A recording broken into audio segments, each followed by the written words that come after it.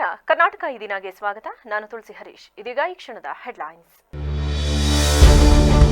ಉಗ್ರರ ದಾಳಿ ಪ್ರಕರಣದಲ್ಲಿ ಕೇಂದ್ರ ಸರ್ಕಾರದ ವೈಫಲ್ಯ ಎದ್ದು ಕಾಣುತ್ತಿದೆ. ಮೋದಿ ಸಹ ಇಂದಿರಾ ಗಾಂಧಿಯಂತೆ ದಿಟ್ಟ ಕ್ರಮಗಳನ್ನು ಕೈಗೊಳ್ಳಬೇಕು. ಸಾರಿಗೆ ಸಚಿವ ರಾಮಲಿಂಗಾರೆಡ್ಡಿ ಒತ್ತಾಯ. ಸಿದ್ದರಾಮಯ್ಯ ಕುರ್ಚಿಗಾಗಿ ಏನೆಲ್ಲ ಮಾಡುತ್ತಿದ್ದಾರೆ ಎಂಬುದು ಇಡೀ ದೇಶಕ್ಕೆ ಗೊತ್ತು. ಗ್ಯಾರಂಟಿ ಭಾಗ್ಯ ಅಂತಾರೆ. ಈಗ ಭಾಗ್ಯನೂ ಇಲ್ಲ, ಕಾಮಗಾರಿಗೆ ದುಡ್ಡು ಇಲ್ಲ. ರಾಜ್ಯ ಕಾಂಗ್ರೆಸ್ ಸರ್ಕಾರದ ವಿರುದ್ಧ ಸಚಿವ ಸೋಮಣ್ಣ ವಾಗ್ದಾಳಿ. ಉಗ್ರರು ನಡೆಸಿದ ನರಮೇಧಕ್ಕೆ ಜಿಲ್ಲಾದ್ಯಂತ ಖಂಡನೆ. ನಗರದಲ್ಲಿಂದು ವಿವಿಧ ಸಂಘಟನೆಗಳಿಂದ ಬೃಹತ್ ಪ್ರತಿಭಟನೆ. ಡಿಸಿ ಮೂಲಕ ಸರ್ಕಾರಕ್ಕೆ ಮನವಿ.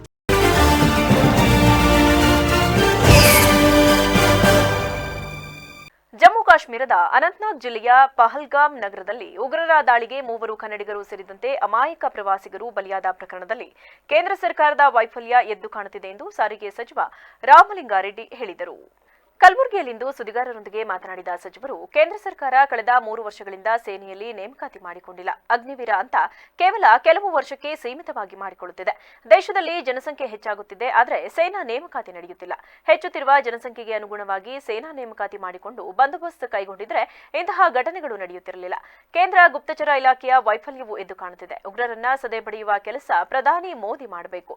ಉಗ್ರರ ಮೂಲ ಗುರುತಿಸಿ ಸದೆ ಪಡೆಯಲು ಮಾಡಬೇಕಾದ ಎಲ್ಲಾ ಕ್ರಮ ಕೈಗೊಳ್ಳಬೇಕು. ಈ ಹಿಂದೆ ಇಂದಿರಾ ಗಾಂಧಿ ಪ್ರಧಾನಿ ಇದ್ದಾಗ ಶತ್ರು ರಾಷ್ಟ್ರ ಇದ್ದಾಗ ಇಬ್ಬಾಗ ಆಗುವಂತೆ ಮಾಡಿದರು. ಅದಕ್ಕಾಗಿಯೇ ದೇಶ ಅವರನ್ನ ಉಕ್ಕಿನ ಮಹಿಳೆ ಎನ್ನುತ್ತದೆ. ಮೋದಿ ಸಹ ಇಂದಿರಾ ಗಾಂಧಿಯಂತೆ ದಿಟ್ಟ ಕ್ರಮಗಳನ್ನು ಕೈಗೊಳ್ಳಬೇಕು ಎಂದರು.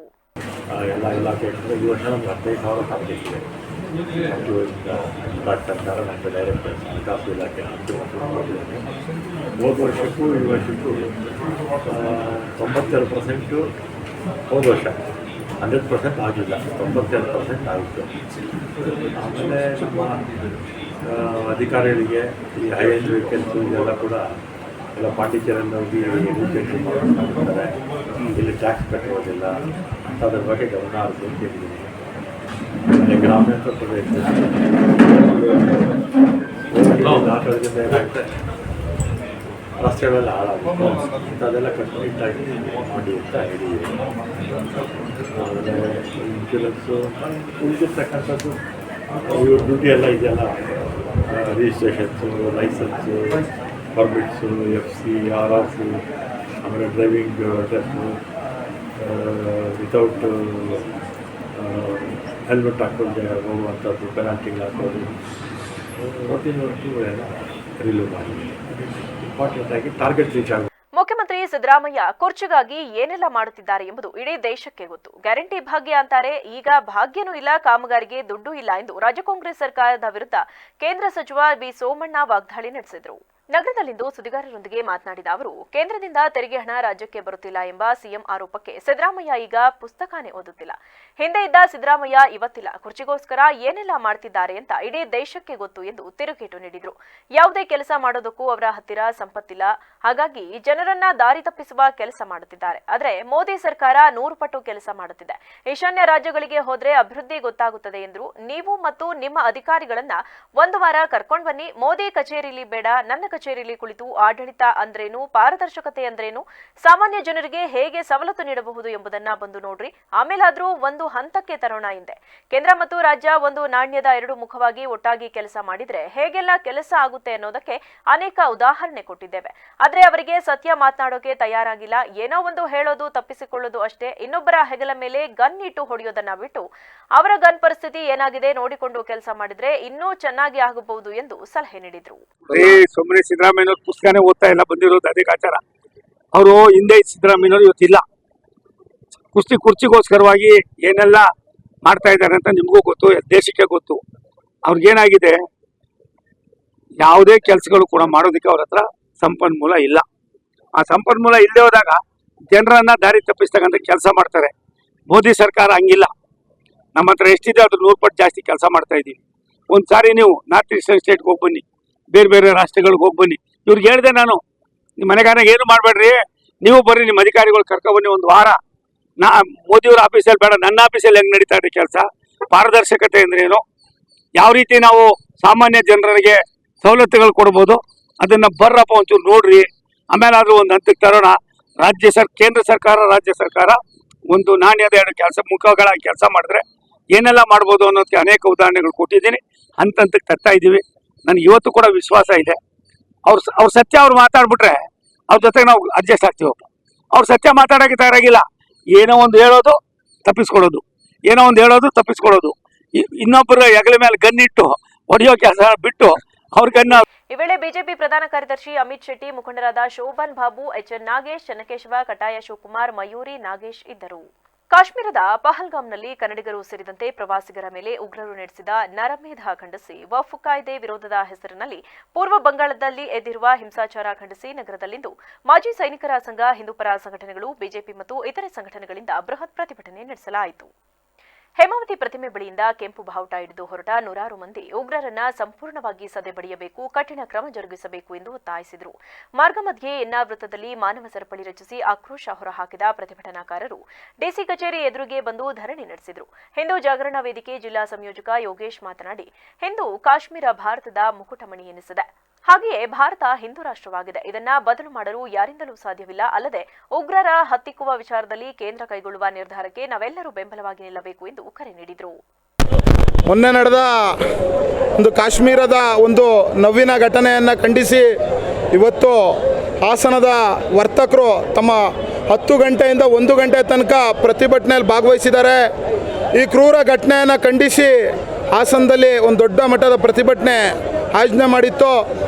ಈಗ ಆ ಪಾಪಿ ಭಯೋತ್ಪಾದಕ ಮುಸಲ್ಮಾನರನ್ನು ಹುಡುಕಿ ಹತ್ಯೆ ಮಾಡಬೇಕು ಅಂತ ನಾನು ಕೇಂದ್ರ ಸರ್ಕಾರಕ್ಕೆ ವಿನಂತಿ ಮಾಡ್ತೇನೆ ಮತ್ತು ಆಗ್ರಹವನ್ನು ಮಾಡ್ತೇನೆ.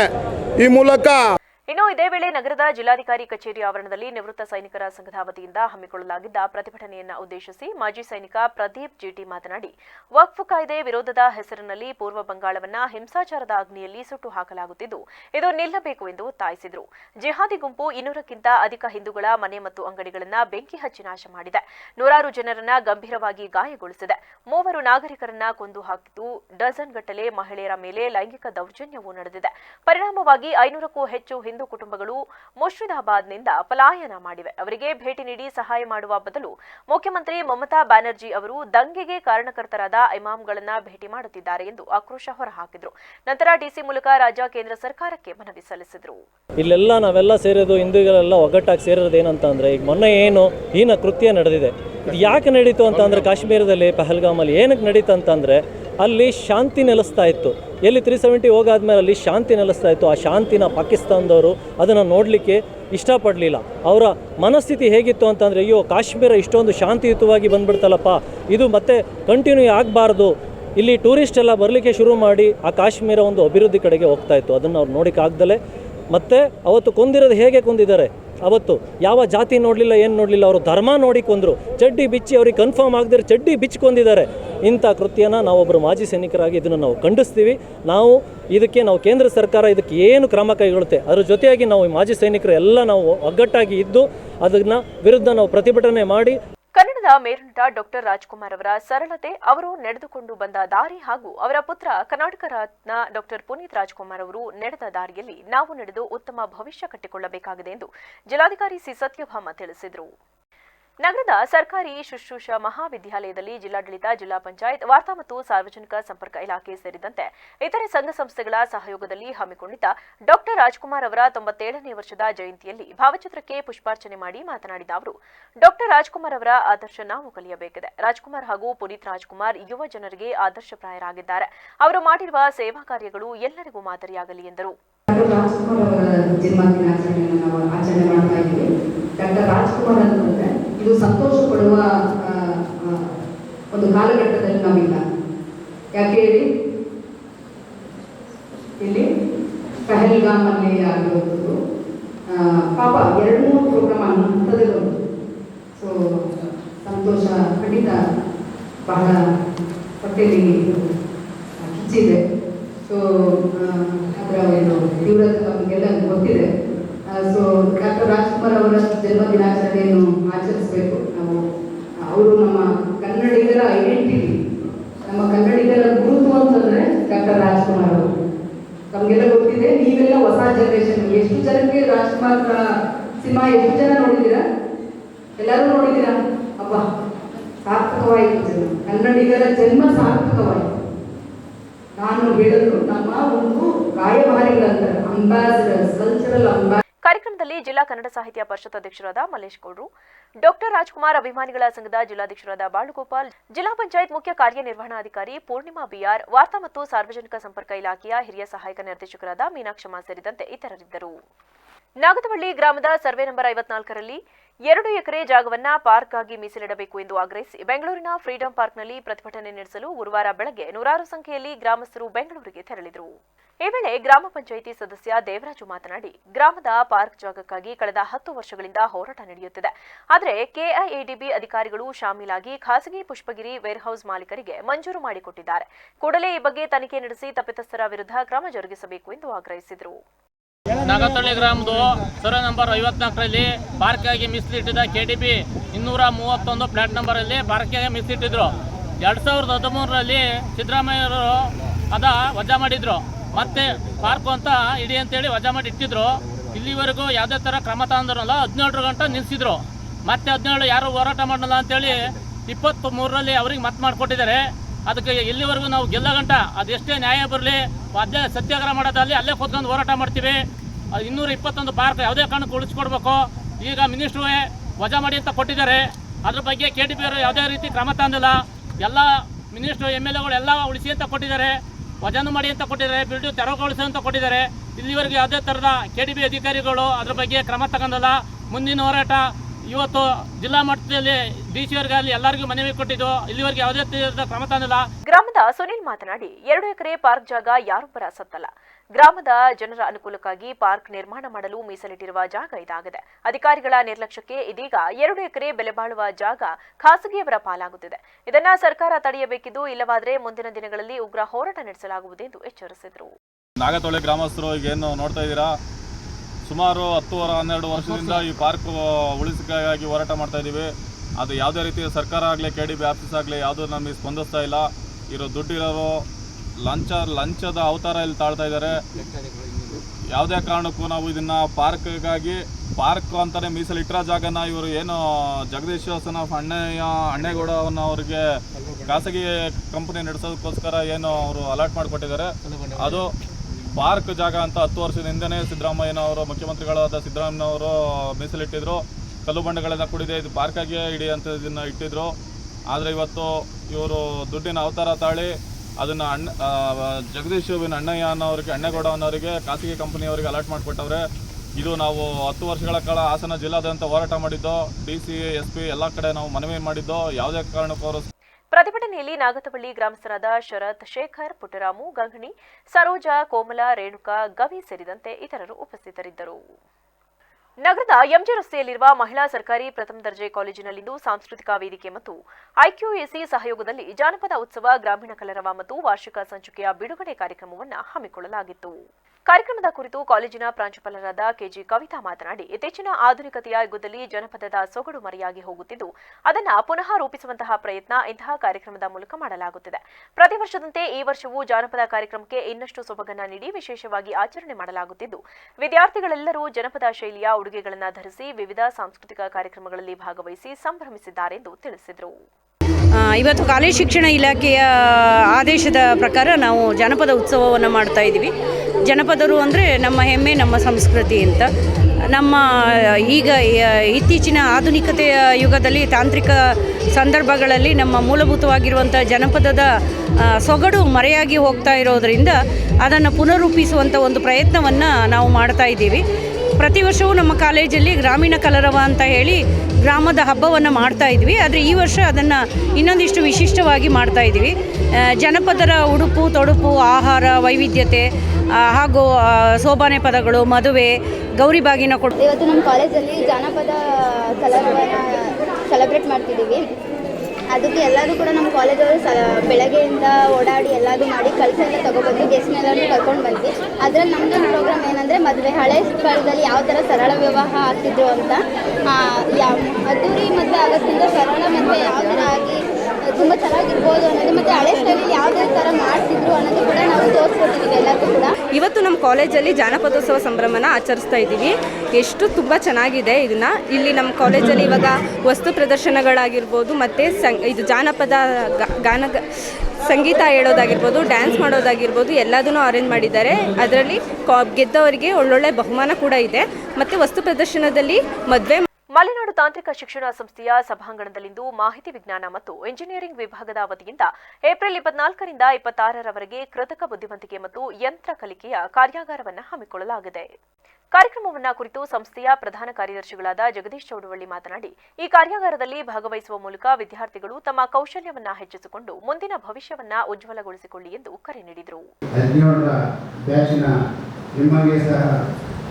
ವಿದ್ಯಾರ್ಥಿಯಾಗಿ ನಮ್ಮ ಕಾಲೇಜಿನಲ್ಲಿ ಕಲಿತು ಈ ಒಂದು ಕಾರ್ಯಾಗಾರದ ಮುಖ್ಯಸ್ಥರಾಗಿ ಬಂದಿರತಕ್ಕಂಥ ವಿಷ್ಣು ಅವರ ಒಂದು ಸಾಧನೆ ಮೆಚ್ಚುವಂತಹದ್ದು.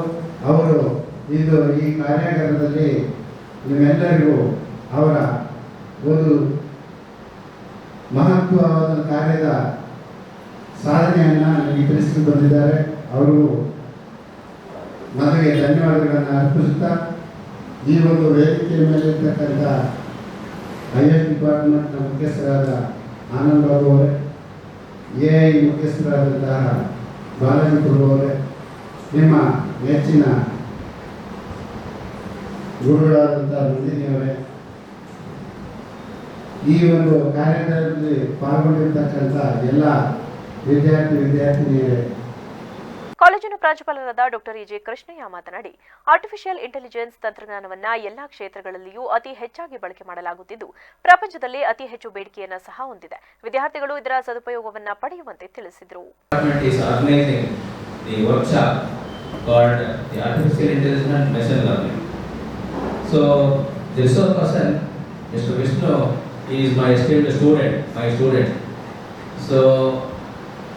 Nowadays, the artificial intelligence is very much essential and useful for almost all the field of engineering as well as the non-engineering courses also. So, ಇವತ್ತು ಎಷ್ಟು ಅದಕ್ಕೆ ಬೇಡಿಕೆ ಇದೆ, ಎಷ್ಟು ಮಹತ್ವ ಇದೆ ಅಂತಂದರೆ, it is a multidisciplinary versatile this thing for an artificial intelligence and machine learning. ಇವತ್ತು ಸಿವಿಲ್ ಓದಿ ಸಿವಿಲ್ ಒಬ್ಬ ವಿದ್ಯಾರ್ಥಿ ನಿಮ್ಗಳಿಗೆ ಟ್ರೈನಿಂಗ್ ಕೊಡಕ್ಕೆ ಬಂದಿದ್ದಾನೆ ಅಂತ ಅಂದ್ರೆ how the artificial intelligence versatile we have think of for future and so I congratulate my esteemed student. ಈ ಸಂದರ್ಭದಲ್ಲಿ ವಿಭಾಗದ HOD ಡಾಕ್ಟರ್ ಆನಂದ್ ಬಾಬು, ಸಹಾಯಕ ಪ್ರಾಧ್ಯಾಪಕರಾದ ಶ್ರುತಿ BS, ವಿಷ್ಣು HS ಸೇರಿದಂತೆ ಇತರರಿದ್ದರು. ಕಾಶ್ಮೀರದ ಪಹಲ್ಗಾಮ್ನಲ್ಲಿ ನಡೆದ ನಿರ್ದಯ ಭಯೋತ್ಪಾದಕ ದಾಳಿಗೆ ದೇಶದಾದ್ಯಂತ ಖಂಡನೆ ವ್ಯಕ್ತವಾಗುತ್ತಿದ್ದು ಸಕಲೇಶಪುರದಲ್ಲಿ ಕಾಂಗ್ರೆಸ್ ಕಾರ್ಯಕರ್ತರು ಶಾಂತಿಯುತ ಪ್ರತಿಭಟನೆ ನಡೆಸಿದರು. ಹೇಮಾವತಿ ಪ್ರತಿಮೆ ಬಳಿ ಜಮಾಯಿಸಿದ ಕಾರ್ಯಕರ್ತರು ಕ್ಯಾಂಡಲ್ ಲೈಟ್ ಹಿಡಿದುಕೊಂಡು ಉಪವಿಭಾಗಾಧಿಕಾರಿಗಳ ಕಚೇರಿವರೆಗೆ ಮೆರವಣಿಗೆ ನಡೆಸಿದ್ದಲ್ಲದೆ ಭಯೋತ್ಪಾದಕರ ವಿರುದ್ಧ ತ್ವರಿತ ಕ್ರಮ ತೆಗೆದುಕೊಳ್ಳಲಿ ಎಂಬ ಘೋಷಣೆಗಳನ್ನು ಕೂಗಿದ್ರು. ಈ ವೇಳೆ ಕಾಂಗ್ರೆಸ್ ಮುಖಂಡ ಗ್ಯಾರಂಟಿ ಅನುಷ್ಠಾನ ಸಮಿತಿಯ ಅಧ್ಯಕ್ಷ ಮುರಳೀಮೋಹನ್ ಮಾತನಾಡಿ, ಇದು ದೇಶದ ಶಾಂತಿ ಮತ್ತು ಸೌಹಾರ್ದತೆಯನ್ನ ಭಂಗಪಡಿಸುವ ಕೃತ್ಯ. ಕೇಂದ್ರ ಸರ್ಕಾರ ಉಗ್ರವಾಗಿ ಕ್ರಮ ತೆಗೆದುಕೊಳ್ಳಬೇಕು. ಇಂತಹ ಭಯೋತ್ಪಾದನಾ ದಾಳಿಗಳನ್ನು ಧರ್ಮದ ಆಧಾರದಲ್ಲಿ ವಿಶ್ಲೇಷಿಸುವುದು ಸೂಕ್ತವಲ್ಲ ಎಂದು ಹೇಳಿದರು. ಭಾರತ್ ಮಾತಾ ಕಿ ಜೈ, ಬೋಲೋ ಭಾರತ್ ಮಾತಾ ಕಿ ಜೈ. ಆತ್ಮೀಯ ಬಂಧುಗಳೇ, ನಿನ್ನೆ ನಡೆದಂತ ಘಟನೆ, ಕಾಶ್ಮೀರದಲ್ಲಿ ನಡೆದಿರ್ತಕ್ಕಂಥ ಘಟನೆ ತಮ್ಮೆಲ್ಲರಿಗೂ ಕೂಡ ಗೊತ್ತಿರತಕ್ಕಂಥ ವಿಚಾರ. ನಮ್ಮ ಕರ್ನಾಟಕ ರಾಜ್ಯದವರು ಸೇರಿ ದೇಶದ 27 ಜನ ಉಗ್ರರು, ಭಯೋತ್ಪಾದಕರು ನಿನ್ನೆ ಅವರನ್ನ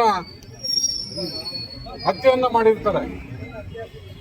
ಇದೆಲ್ಲ ಬಹಳ ನಿನ್ನೆ ಮಧ್ಯಾಹ್ನದಿಂದ ಕೂಡ ಈ ಭಾರತ ದೇಶಕ್ಕೆ ಒಂಥರ ಸೂತಕದ ವಾತಾವರಣ ನಿರ್ಮಾಣ ಆಗಿದೆ. ಇವತ್ತು ಎಲ್ಲ ಈ ಭಾರತ ದೇಶದ ಭಾರತ ತಾಯಿ ಮಡಿಲಲ್ಲಿ ನಾವೆಲ್ಲರೂ ಕೂಡ ಎಲ್ಲ ವರ್ಗದ ಎಲ್ಲ ಧರ್ಮದವರು ಕೂಡ ನಾವು ಶಾಂತಿಯುತದಿಂದ ನಾವು ಹಿಂದೆಯಿಂದ ಕೂಡ ಬಾಳ್ಕೊಂಡು ಬರ್ತಾ ಇದ್ವಿ. ಆದರೆ ಇತ್ತೀಚಿನ ದಿನಗಳಲ್ಲಿ ಕಾರ್ಯಕ್ರಮದಲ್ಲಿ ಸೈಯದ್ ಮುಫೀಜ್, ಎಡೆಹಳ್ಳಿ ಆರ್ ಮಂಜುನಾಥ್, ಕೊಳ್ಳಹಳ್ಳಿ ಸಲೀಂ, ಅನ್ನಪೂರ್ಣ, ಮೊಹಮ್ಮದ್ ಅನೀಫ್, ವಿಜಯಕುಮಾರ್, ಶೋಭಾ ಕೆಂಪೇಗೌಡ ಸೇರಿದಂತೆ ಇತರರಿದ್ದರು.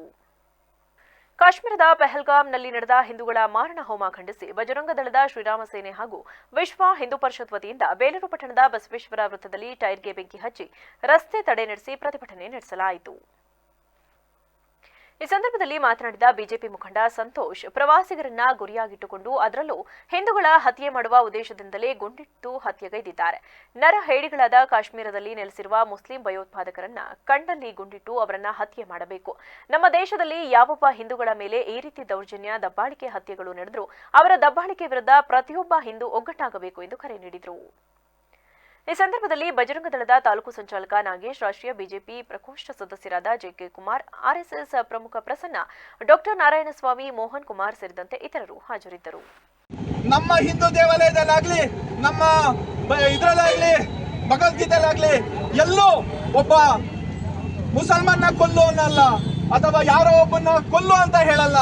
ನಮ್ಮ ಎಲ್ಲ ಜಾತಿಲೂ ಸಮೇತ ಯಾರನ್ನು ಸಾಯಿಸಬೇಡ, ಎಲ್ಲರಿಗೂ ಒಳ್ಳೆಯದನ್ನ ಬಯಸು ಅನ್ನವ ನಮ್ಮ ಹತ್ರ ಇರೋದು ಭಗವದ್ಗೀತೆ. ನೀವು ಅದನ್ನ ಬದಲಾಯಿಸಿಕೊಳ್ಳಿ, ಎಚ್ಚರಿಕೆ ಗಂಟೆ ಅಂತ ಅನ್ಕೊಳ್ಳಿ. ನೀವೆಲ್ಲ ಮಸೀದಿಗಳಲ್ಲಿ ಹೇಳಿ ನಿಮ್ಮ ಮಕ್ಕಳನ್ನ ಜೋಪಾನಾಗಿ ಬೆಳೆಸಿ. ಇಲ್ದಲೇ ಇದ್ರೆ ಹಿಂದೂಗಳೆಲ್ಲ ಒಗ್ಗಟ್ಟಾಗಿದ್ದಾರೆ. ನಾಳೆ ಅದು ನಮ್ಮ ಬುಡಕ್ಕೆ ಬರುತ್ತೆ. ನಾವು ಈಗ ಬರೀ ಸಣ್ಣದೊಂದು ಬರೀ ಜಲಕ್ಕನ್ನ ತೋರಿಸಿದೀವಿ, ಸಣ್ಣ ಟೈರಿ ಬೆಂಕಿ ಹಚ್ಚಿದೀವಿ. ನಾಳೆ ಈ ಬೇಲೂರು ತಾಲೂಕಲ್ಲಿ ಎಲ್ಲೇ ಒಬ್ಬ ಹಿಂದೂಗೆ ಅಥವಾ ಬೇರೆ ನಮ್ಮ ದೇಶದಲ್ಲಿ ಎಲ್ಲೇ ಒಬ್ಬ ಕಾಶ್ಮೀರದಲ್ಲಿ ಗುಂಡಿಕ್ಕಿ ಕೊಲ್ಲ ಅಂತ ಕೆಲಸ ಮಾಡ್ತಿದ್ದಾರೆ. ಅವರು ಹಿಂದೂಗಳನ್ನೇ ಟಾರ್ಗೆಟ್ ಮಾಡಿ ಹೊಡೆಯುವಂತ ಕೆಲಸ ಮಾಡ್ತಿದ್ದಾರೆ. ಒಬ್ಬ ಹಿಂದೂ ಪ್ರಾಣ ಉಳಿಸ್ಕೊಳ್ಳೋಕೋಸ್ಕರ ನಾನು ಮುಸ್ಲಿಂ ಅಂತ ಹೇಳ್ತಾನೆ. ಅವನು ಮುಸ್ಲಿಂ ಅಂತ ಹೇಳಿದ್ಮೇಲೆ ನೀನು ಕುರಾನ್ ಪಠಣ ಮಾಡುವಂತಾನೆ, ಗೊತ್ತಿಲ್ಲ ಮರ್ತೋಗಿದೆ ಅಂತ ಹೇಳ್ತಾನೆ. ಪ್ಯಾನ್ ಬಿಚ್ಚು ಅಂತ ಹೇಳಿ ಅವನನ್ನ ಗುಂಡಿಕ್ಕಿ ಕೊಲ್ತಾರೆ. ಇಂಥವ್ರನ್ನ ನೆಡು ರೋಡಲ್ಲಿ ಗುಂಡಿಕ್ಕಿ ಕೊಲ್ಲ ಅಂತ ಕೆಲಸ ಆಗ್ಬೇಕು. ಮುಂದಿನ ದಿನಗಳಲ್ಲಿ ಆಗ್ಲಿಲ್ಲ ಅಂದ್ರೆ ವಿಶ್ವ ಹಿಂದೂ ಪರಿಷತ್ ಬಜರಂಗ ದಳದಿಂದ ಉಗ್ರವಾದ ಹೋರಾಟ ಮಾಡಬೇಕಾಗುತ್ತೆ. ಪಹಲ್ಗಾಮದಲ್ಲಿ ನಡೆದ ಹಿಂದೂಗಳ ನರಮೇಧಕ್ಕೆ ತಕ್ಕ ಪ್ರತಿಕಾರವನ್ನ ಕೇಂದ್ರ ಸರ್ಕಾರ ಕೈಗೊಳ್ಳಲೇಬೇಕು ಎಂದು ಚಿಂತಕ ಪ್ರೊಫೆಸರ್ ಅಣ್ಣಪ್ಪಸ್ವಾಮಿ ಹೇಳಿದರು. ಪಹಲ್ಗಾಮ ದಾಳಿ ಖಂಡಿಸಿ ವಿಶ್ವ ಹಿಂದೂ ಪರಿಷತ್, ಬಜರಂಗ ದಳ ಹಾಗೂ ಬಿಜೆಪಿ ವತಿಯಿಂದ ಸಕಲೇಶಪುರ ಪಟ್ಟಣದಲ್ಲಿ ಹಮ್ಮಿಕೊಂಡಿದ್ದ ಪ್ರತಿಭಟನೆಯಲ್ಲಿ ಮಾತನಾಡಿದ ಅವರು, ಸ್ವತಂತ್ರ ಬಂದ 70 ವರ್ಷಗಳ ನಂತರ ಜಮ್ಮು ಕಾಶ್ಮೀರದಲ್ಲಿ ಪ್ರಜಾಪ್ರಭುತ್ವ ಅರಳಿದ್ದು ಜನರು ಶಾಂತಿ ಸಹಬಾಳ್ವೆಯೆಡೆಗೆ ಹೊರಳುತ್ತಿದ್ದು ಕಣಿವೆ ಅಭಿವೃದ್ಧಿಯತ್ತ ಮುಖ ಮಾಡಿದೆ. ಈ ಬೆಳವಣಿಗೆಯಿಂದ ಹತಾಶೆಗೊಂಡಿರುವ ಉಗ್ರಗಾಮಿಗಳು ಹಿಂಸಾಚಾರಕ್ಕೆ ಮುಂದಾಗಿದ್ದಾರೆ. ಸದ್ಯ ಬಿಗಿ ಕಾನೂನು ಕ್ರಮದಿಂದಾಗಿ ಹಲವು ಹಿಂಸ ಕೃತ್ಯಗಳನ್ನು ಭಾರತೀಯ ಸೇನೆ ಯಶಸ್ವಿಯಾಗಿ ಹಿಮ್ಮೆಟ್ಟಿಸಿದೆ. ಆದರೆ ದುರಾದೃಷ್ಟ ಸೈನಿಕರ ಕಣ್ತಪ್ಪಿಸಿ ಈ ದಾಳಿ ನಡೆದಿದ್ದು, ಈ ದಾಳಿಯಲ್ಲಿ ಮಧುಚಂದ್ರಕ್ಕೆ ಬಂದಿದ್ದ ನವಜೋಡಿ ಸೇರಿದಂತೆ ನೌಕಾದಳದ ಸಿಬ್ಬಂದಿಯೂ ಬಲಿಯಾಗಿರುವುದು ದುರಾದೃಷ್ಟಕರ ಎಂದು ಬೇಸರ ವ್ಯಕ್ತಪಡಿಸಿದರು. ಭಾರತಕ್ಕೆ ಶರಣಾದ್ರು. ಆ ದಿನ ಪಾಕಿಸ್ತಾನದ ಸೈನ್ಯಾಧಿಕಾರಿ ಶರಣಾಗತಿ ಪತ್ರಕ್ಕೆ ಸೈನ್ ಹಾಕ್ತಾನೆ. ಅವತ್ತಿನ ಪಾಕಿಸ್ತಾನದ ಸರ್ಕಾರದಲ್ಲಿದ್ದಂತಹ ಒಬ್ಬ ವ್ಯಕ್ತಿಯ ಮಗಳು ಅಂತ ಕಾಣುತ್ತೆ, ಬೆನ್ಸೀರ್ ಭುಟ್ಟೋ. ಆಕೆ ಪ್ರಧಾನಿ ಆಗ್ತಾಳೆ ಪಾಕಿಸ್ತಾನದ. ಆಕೆ ಪ್ರಧಾನಿ ಆದ್ಮೇಲೆ ಕಾಶ್ಮೀರ ಹೊತ್ತಿ ಉರಿತದೆ. ನಮ್ಮ ತಾಯಂದಿರ ಅತ್ಯಾಚಾರ ಆಗ್ತದೆ ಹಿಂದೂ ಅನ್ನೋದಕ್ಕೋಸ್ಕರ. ಆ ಬೆನ್ಸೀರ್ ಭುಟ್ಟೋ ಯಾವ ಭಯೋತ್ಪಾದನೆಯನ್ನ ಬೆಂಬಲಿಸಿದ್ಲು, ಆಕೆ ಅದೇ ಭಯೋತ್ಪಾದನೆಗೆ ಬಲಿಯಾಗ್ತಾಳೆ. ಅವತ್ತು ಇದೇ ಸಕಲೇಶಪುರದ ಬೀದಿಯಲ್ಲಿ ಆ ಭಯೋತ್ಪಾದಕೆಯ ಪರವಾಗಿ ಒಂದು ಸಮುದಾಯ ಮೆರವಣಿಗೆ ನಡೆಸ್ತದೆ. ಆದ್ರೆ ಇವತ್ತವರೆಗೂ ನಿರಂತರವಾಗಿ ಎಷ್ಟೊಂದು ಭಯೋತ್ಪಾದನಾ ಕೃತ್ಯಗಳು ನಡೀತಾ ಇದೆ. ಅದ್ರ ಬಗ್ಗೆ ನಾವು ಇವರ ವಿರೋಧವನ್ನು ನೋಡಲೇ ಇಲ್ಲ. ಹಮಾಸ್ ಅಂತ ಸಂಘಟನೆ ಪ್ಯಾಲಿಸ್ತಾನಲ್ಲಿ ಮಾರಣ ಹೋಮ ನಡೀತದೆ, ಅದ್ರ ಬರುವ ಪ್ರತಿಭಟನೆ ಆಗ್ತದೆ. ಇವತ್ತು ಪಾಕಿಸ್ತಾನದಲ್ಲಿ ಏನಾಗ್ತಾ ಇದೆ, ಈ ಹಮಾಸ್ ಉಗ್ರ ಸಂಘಟನೆಯನ್ನ ಅಲ್ಲಿಯ ಮುಸಲ್ಮಾನರೇ ಇವತ್ತು ವಿರೋಧ ಮಾಡ್ತಾ ಇದ್ದಾರೆ. ಆದ್ರೆ ನಮ್ಮಲ್ಲಿ ಅವ್ರ ಪರವಾಗಿ ರ್ಯಾಲಿಗಳು ನಡೀತಾ ಇದೆ. ಇದು ಯಾಕೆ, ಈ ಮಾನಸಿಕತೆ ಯಾಕೆ ಬರ್ತಾ ಇದೆ? ಇವತ್ತು ನಾವು ಇನ್ನೊಂದನ್ನ ಗಮನಿಸಬೇಕು. ಏನು ಏಕೋ ದೇವೋಪಾಸನೆಯನ್ನ ಇಡೀ ಜಗತ್ತಿಗೆ ಪರಿಚಯಿಸಿದ ಅರಬ್ ರಾಷ್ಟ್ರಗಳಲ್ಲಿ ಇವತ್ತು ವಿಶ್ವದ 3ನೇ ಅತಿ ದೊಡ್ಡ ದೇವಸ್ಥಾನ ನಿರ್ಮಾಣ ಆಗಿದೆ. ಪ್ರತಿಭಟನೆಯಲ್ಲಿ ಹಿಂದೂ ಸಂಘಟನೆ ಮುಖಂಡರಾದ ಹರೀಶ್ ಕರಡಿಗಾಲ, ನಂದೀಶ್ ವಳದಹಳ್ಳಿ, ಅಶ್ವಥ್, ವಿಜಯಕುಮಾರ್, ರಘು, ಚಂಪಕನಗರ ಸೇರಿದಂತೆ ಮುಂತಾದವರು ಹಾಜರಿದ್ದರು. ಗ್ಯಾರಂಟಿ ಯೋಜನೆಗಳ ಅನುಷ್ಠಾನ ಸಮಿತಿ ಸಭೆಗೆ ಅಧಿಕಾರಿಗಳು ತಡವಾಗಿ ಬಂದ ಹಿನ್ನೆಲೆ ಸದಸ್ಯರು ತರಾಟೆಗೆ ತೆಗೆದುಕೊಂಡ ಪ್ರಸಂಗ ಮಳವಳ್ಳಿ ಪಟ್ಟಣದ ತಾಲೂಕು ಪಂಚಾಯಿತಿ ಸಭಾಂಗಣದಲ್ಲಿ ನಡೆಯಿತು. ಮಳವಳ್ಳಿ ಪಟ್ಟಣದ ತಾಲೂಕು ಪಂಚಾಯಿತಿ ಸಭಾಂಗಣದಲ್ಲಿ ಗ್ಯಾರಂಟಿ ಯೋಜನೆಗಳ ಅನುಷ್ಠಾನ ಸಮಿತಿ ಅಧ್ಯಕ್ಷ ಮಾದೇಶ್ವರವರ ಅಧ್ಯಕ್ಷತೆಯಲ್ಲಿ ನಡೆದ ಸಭೆ ಪ್ರಾರಂಭವಾಗಿ 1 ಗಂಟೆಯಾದರೂ ಸಂಬಂಧಪಟ್ಟ ಅಧಿಕಾರಿಗಳು ಹಾಜರಾಗದ ವೇಳೆ ಸದಸ್ಯ ಹರ್ಷದ್ ಪಾಷಾ ಅಸಮಾಧಾನ ವ್ಯಕ್ತಪಡಿಸಿದರು. ಇನ್ನು ಗೃಹಲಕ್ಷ್ಮಿ ಯೋಜನೆ ಸದುಪಯೋಗ ಪಡಿಸಿಕೊಂಡಿರುವ 5 ಮಂದಿ ಮಹಿಳೆಯರಿಗೆ ಸನ್ಮಾನಿಸುವಂತೆ ಸಭೆಯಲ್ಲಿ ತೀರ್ಮಾನಿಸಲಾಯಿತು. ಆದಷ್ಟು ಬೇಗ ಸದಸ್ಯರು ಪಟ್ಟಿ ನೀಡಬೇಕೆಂದು ಅಧ್ಯಕ್ಷ ಮಾದೇಶ್ ತಿಳಿಸಿದರು.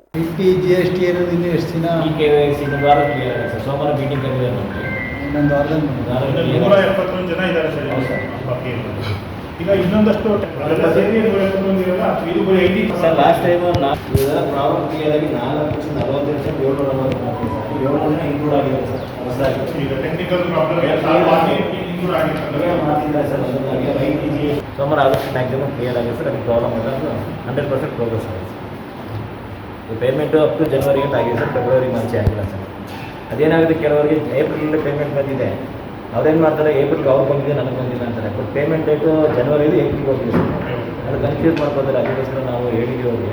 ಈಗ 100% ಬಂದಿದೆ ಸರ್ ಅಮೌಂಟ್. ಎಲ್ಲ ಏನು ಸಮಸ್ಯೆ ಇರ್ತಕ್ಕಂಥ ಫಲಾನುಭವಿಗಳನ್ನ ಹೊರತುಪಡಿಸಿ ಎಲ್ಲರಿಗೂ 100% ಕ್ಲಿಯರ್ ಆಗಿ ಸ್ವಲ್ಪ 7 ಜನ ಹ್ಯಾಡ್ ಆಗಿದೆ. ಈಗ ಜನವರಿನಲ್ಲಿ 34% ಮಾತ್ರ ಅಮೌಂಟ್ ಹೋಗಿದೆ. ಮಿಕ್ಕಿದವ್ರಿಗೆ ಅಮೌಂಟ್ ಬರಬೇಕಾಗಿದೆ ಜನವರಿ ಮಾಸಕ್ಕೆ ಬರಬೇಕು. ಹೊಸ ಅರ್ಜಿ ಇದ್ದಾಗ ಸಮಸ್ಯೆ ಆಗಿದೆ ಸರ್.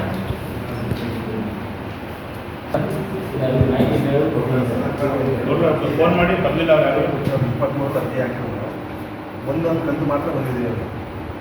ಅವರು IT ಇದು ಬರ್ಸ್ಕೊಂಡು ಬಂದಿದ್ದಾರೆ. ರಾಜೇಶ್ ಕರೆಕ್ಟಾಗಿ ನೋಟ್ ಮಾಡ್ತಾರೆ. 2023ರಲ್ಲೇ ಆಗಿರೋದು. ಒಂದೊಂದೇ ಕಂತು ಬಂದಿರೋದು, ಒಂದೊಂದೇ ಕಂತು ಇವಾಗಲೂ ಬಂದಿದೆ. ಇದನ್ನ ಇಲ್ಲೇ ತಲುಪಿಸ್ಕೊಂಡು ಸಭೆಯಲ್ಲಿ ಗ್ಯಾರಂಟಿ ಯೋಜನೆಗಳ ಅನುಷ್ಠಾನ ಸಮಿತಿ ಅಧ್ಯಕ್ಷ ಮಾದೇಶ್, ಯೋಜನಾಧಿಕಾರಿ ದೀಪು, ಸದಸ್ಯರಾದ ನಾಗೇಂದ್ರ, ಚೇತನ್, ರಾಜೇಶ್, ಹರ್ಷದ್ ಸೇರಿದಂತೆ ಹಲವರಿದ್ದರು. ಕಾಶ್ಮೀರದ ಫಲ್ಗಾಮ್ನಲ್ಲಿ ಭಯೋತ್ಪಾದಕ ಕೃತ್ಯವನ್ನ ಖಂಡಿಸಿ ಭಟ್ಕಳದ ಬಿಜೆಪಿ ವತಿಯಿಂದ ಪ್ರತಿಭಟನೆ ಹಮ್ಮಿಕೊಳ್ಳಲಾಯಿತು.